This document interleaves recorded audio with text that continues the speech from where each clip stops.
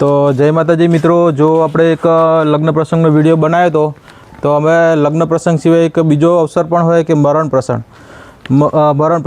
તો મરણ પ્રસંગમાં મિત્રો જેવી રીતે લગ્ન પ્રસંગમાં જે ખરાબ વધારાના સામાન એ બધું બંધ થઈ ગયું, આપણે મેં અગાઉ એક વિડીયો બનાવ્યો, તમે જોયો હોય તો કદાચ. તેવી રીતે મરણ પ્રસંગમાં પણ ઘણી એવી બધી વસ્તુઓ છે જે આપણા સમાજના આગેવાનોએ બંધ કરાયા છે.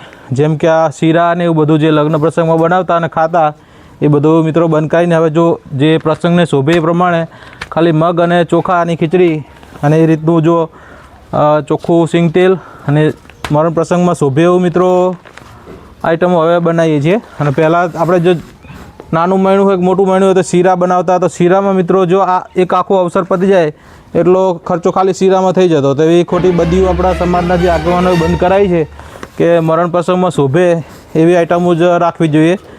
તો એ બહુ સારું કહેવાય. એ બદલ હું સમાજના દરેક આગેવાન જેવા કે જ્ઞાનીબેન છે, સ્વરૂપજી ઠાકોર, અલ્પેશભાઈ ઠાકોર, દરેક સમાજના અગ્રણીઓ જેઓએ આ બંધારણ ઘડ્યું તેઓનો હું ખૂબ ખૂબ અભિનંદન અને આભાર માનું છું કે સમાજને આગળ લાવવા તેઓએ ખૂબ જ સારા કાર્યો કર્યા છે, જેનો ચોખ્ખો ફાયદો દરેક સામાન્ય નાગરિકને થાય છે અને એ બહુ સારી વાત કહેવાય મિત્રો.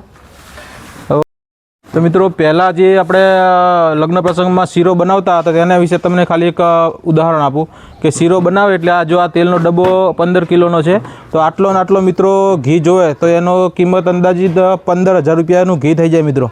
પછી એમાં કાજુ બદામને ગણીને લગભગ ખાલી શીરો ગણવા જાઓ તો 30,000 થી 35,000માં ખાલી શીરો પડે છે મિત્રો. તો એ જગ્યાએ અત્યારે જો આ ખાલી આખા મહિનાનો સામાન ખાલી 30,000 થી 35,000માં આવી જાય છે.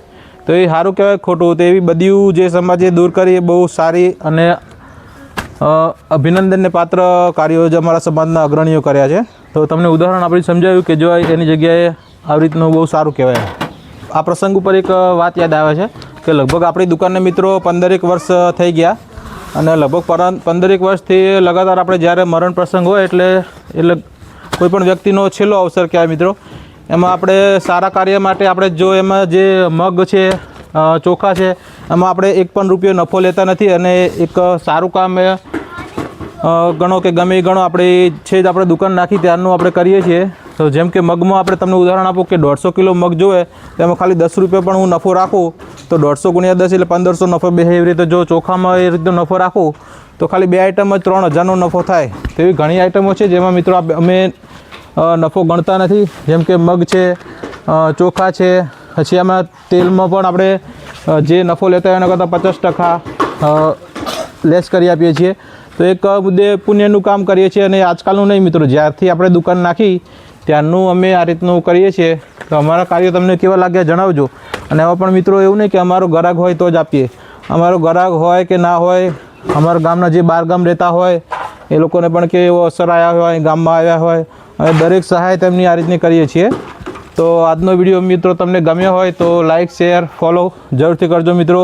જય માતાજી. દરેક સમાજને મારી આવી વિનંતી છે કે આવી રીતના સારા જે નિયમો છે એ રીતના ઘડજો અને પોતાના સમાજને આગળ લાવવાના પ્રયાસો કરજો. જય માતાજી મિત્રો.